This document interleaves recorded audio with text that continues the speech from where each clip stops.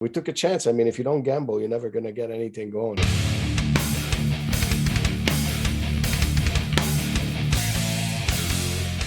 Ghost Cult Magazine back in with another interview with our friend Maurizio Iacono from Cataclysm, Deo, and now Invictus. How are you doing, buddy? Good, good. Keep him busy, as you know. No doubt. I don't know when you sleep. You have so many things, bands, management company, touring company, so many things going on. I don't know how you keep track of everything. Well, it keeps me sharp, right? I'm a workaholic, so I needed to always do something, So it goes with the territory. We'll rest when we die. Right? The little sleep, the little death, right? The little slices of death. I also am a crazy workaholic. I just got taken to task by somebody. Ghost Cold was like, "You work too hard, bro." I'm like, I don't know how else to work except all the time. But that's a problem. That's a me problem, and not a problem for anybody else. But it's great to see you. Invictus is your newest project, and super excited. We have the brand new records coming out on Monarch Heavy on October 21st. We just got Yeah. the updated release date. Unstoppable is the title, and it's another banger. I don't you doesn't matter what you do, what project you're in, they're all ragers. Obviously a very long career with Cataclysm, and Xdeo has a life and a fan base of its own now, and now you have this new project.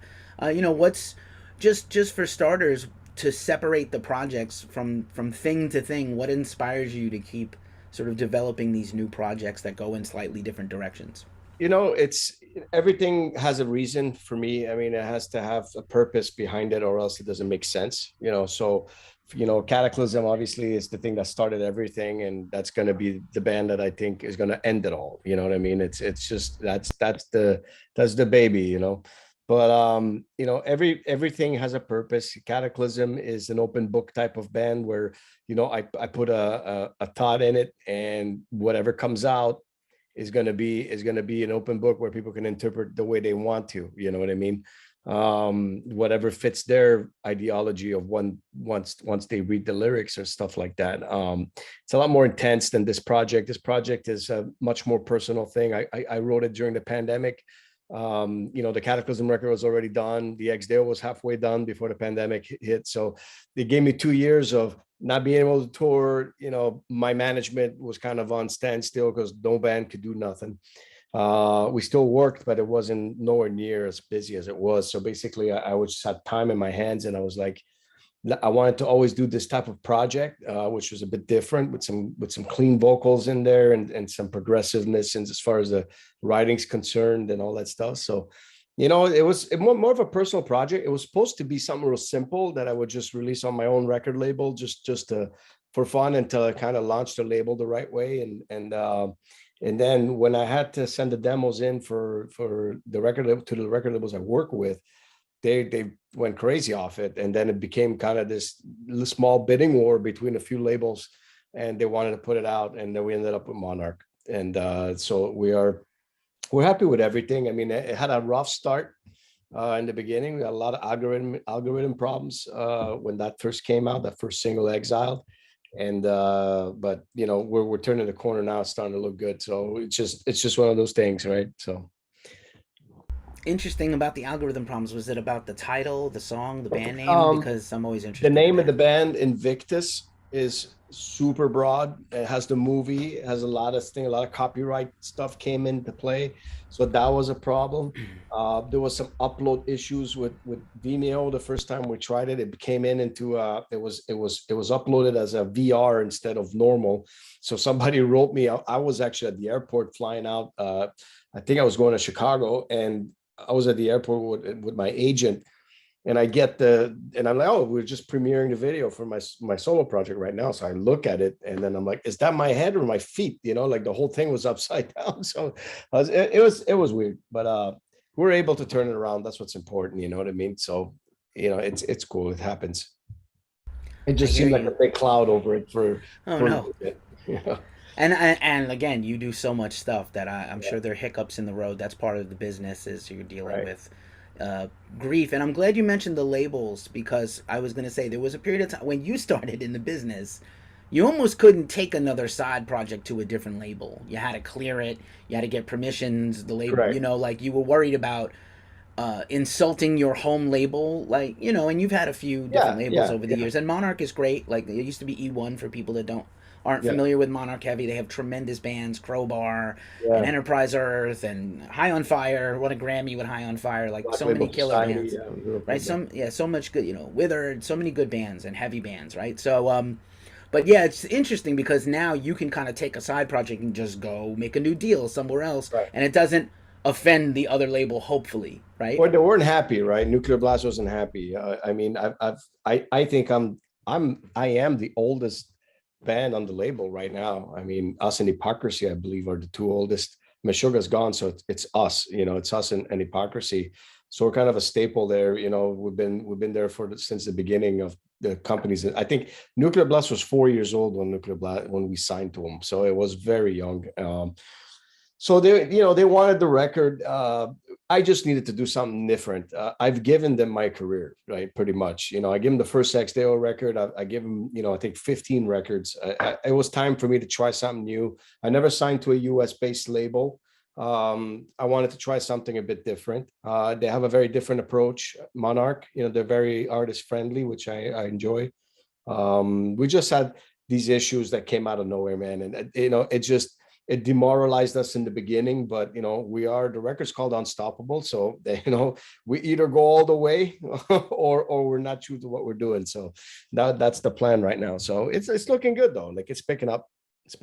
So we're Right happy. on. Yes, Yeah, of course. And I'm glad you guys are overcoming adversity. And again, all love to Nuclear Blast. You're going to put out more records with them. They're amazing. We work with them yeah. on both sides of the Atlantic Cool. ourselves. We always have. And no disrespect. You're entitled to do something different with your career and try something else Absolutely. out. Yeah, So I hope yeah, I hope it works out. Monarch always does a tremendous job. Great PR. Shout out to Liz at Earsplit for the PR on yeah. this. And yeah, man, I just this is a killer record. I just want to talk briefly about how the band formed because it's a very interesting collection of musicians, Mhm. different than your usual, a little different than some of your typical collaborators, I think. Yeah.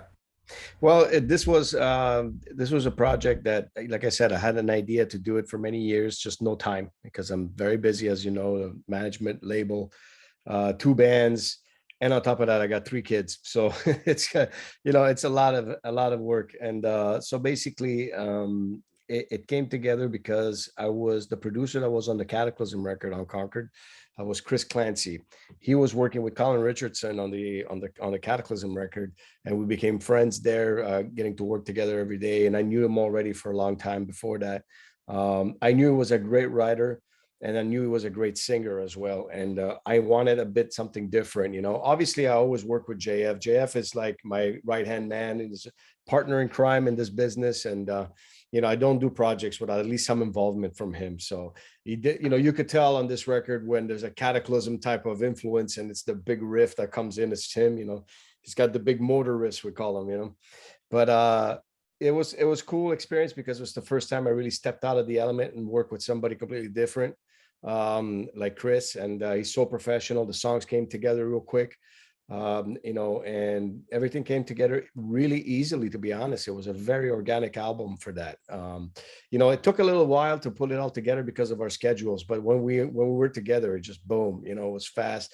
The important thing was to combine both our vocals because we didn't know in the beginning, how who's gonna if it's gonna match or not, right? So I did some of the clean stuff, but he did a lot of it. Like a lot of the main ones is his, and it went great together. So we are a very good match.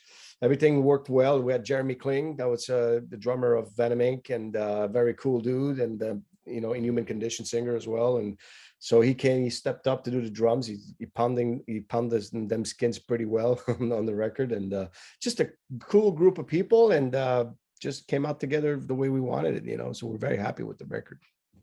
Nice. We love Jeremy. We've interviewed him before. What an incredible, incredible guy. Yeah, he's very awesome. So talented. It's like frightening how good he is among Yeah, all. he's a great sound guy I'm too. yeah. I'm waiting for him. Yeah, he does sound. I'm waiting for him to just pick up a bass and suddenly be like, to Yeah, I Giorgio think or that's gonna be second nature to him. he's nuts, man. He's Yeah, yeah. nuts. So good.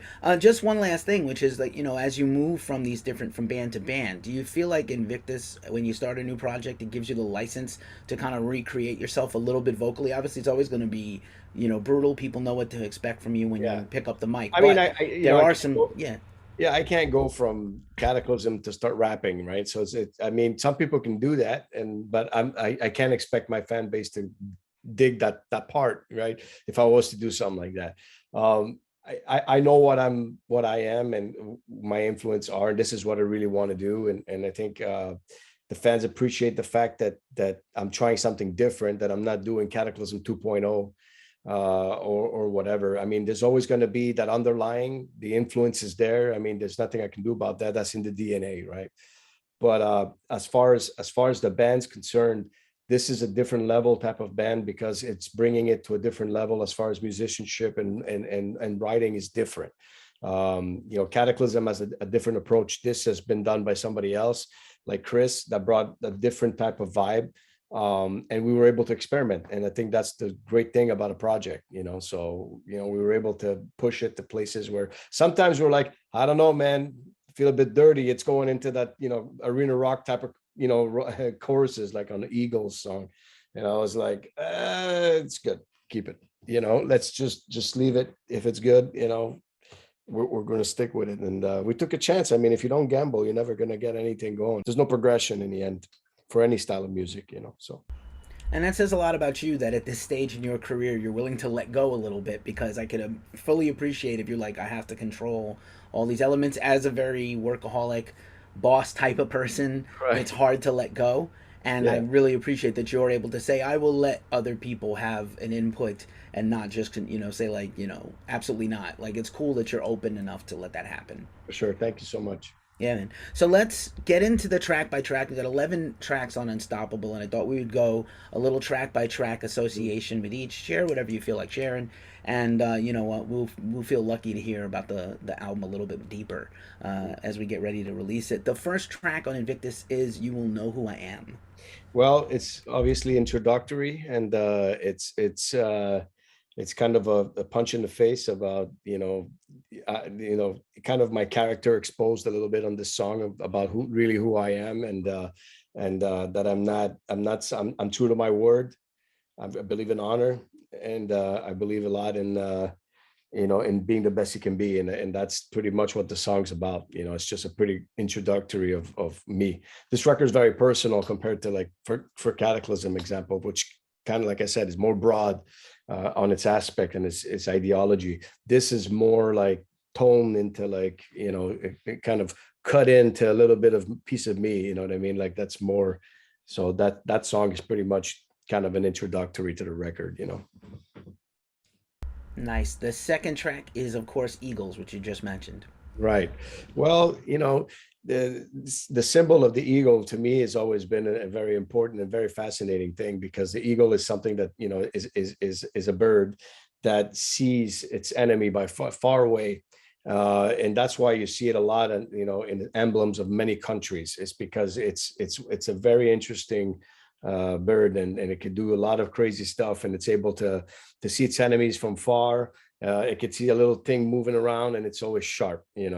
It's an incredible species, and I I believe in that philosophy of always perfectioning everything as much as you can. And so the song is kind of like going into a little bit it dives a little bit into that thing of trying to always perfection everything you do. Even if you do something, you can do it better. And it has also a little bit of a veteran type of aspect to it. I give a little bit of a shout out to the veterans of this country, which have given us a lot, and are often not respected for it. So it's something that the song also gives a little bit of that in there. So So frustrating. I'm right there with you. yeah, We it's need to it's a treat our people. two-way prong on that one. Yeah, Yeah, people lay the down their record is a lot lives. about that as well. Yeah. Common sense that's going out the window. Oh, we could go all day about that, but it would take Yeah, forever. yeah. For sure, I'm right there with you. "Bleed Me Out" is the third track on the album. Bleed Me Out is, it's a song that, you get scarred at some point in your life, and you keep reopening the same wound over and over. A lot of people are not able to deal with things that happen when they as life progresses, and they kind of add all these issues inside of them. And Bleed Me Out is really reopening old scars. You know, it's what it is. There you have it. Exiled comes next. Exiled is not belonging into a place where you first started. to, like it's pretty much, when your environment around you completely changes to something you don't recognize it anymore, and sometimes you feel like you're the outcast. There's two songs like that. I'm gonna hit both of them in the same. American Outcast is like that as well on the record, so I'm gonna hit that one now. So because it's gonna be the same kind of subject revisited in a different way. I don't know if you knew, but I was born in Canada, and I moved to the United States 20 years. I've lived half in Canada my life and half in this country. So I'm a dual citizenship type of person. And the country's changed a lot from the time that I came here 20 years ago to what it is now. And the reason I came here was from when I first came here. So I really love the freedom about it and the opportunities everybody got. I just feel that sometimes promoting or pushing that type of ideology makes you an outcast now. So I guess we've become real rebels, trying to protect the things we love. So so that is those two songs deal with that. Nice, thanks for that. Get Up comes next, and I think we're not quite, almost to the midpoint of the record there. Yeah. So Get Up is a song. It's a song about all the people that complain and do nothing about it. It's like I hear it all the time, but then they're not able to, they don't want to, they're afraid, they don't want to, at some point, no matter what it is, you're gonna have to face the music, you know what I mean? And you're gonna have to get up and put out, or else it's you're gonna be the one that's gonna suffer in the end and the people around you. So I really believe in that type of ideology that sometimes you just got to pull that trigger. And I don't mean it in the sense of, actually pulling a trigger, but pulling a trigger on things that you believe in and you want to fight for. At some point, you got to speak up or you got to stand up for something. You know what I mean? So, yeah, one life. That's it. That is a fact. Probably my favorite track on the record is the next track, is Weaponized. Right. Well, I think it's this one is getting a lot of attention, and it's one of those songs where I believe when I did it, I didn't think it was a big track, but even Chris Clancy's that's his favorite track, and he's not even singing on that one. So like, so it was kind of okay, and I cool, but the idea behind that track is all you got to do is open the news and every single thing that they do is always weaponizing a problem, and making it bigger than what it is, and using it against people. And I truly believe that we're living in that type of society now.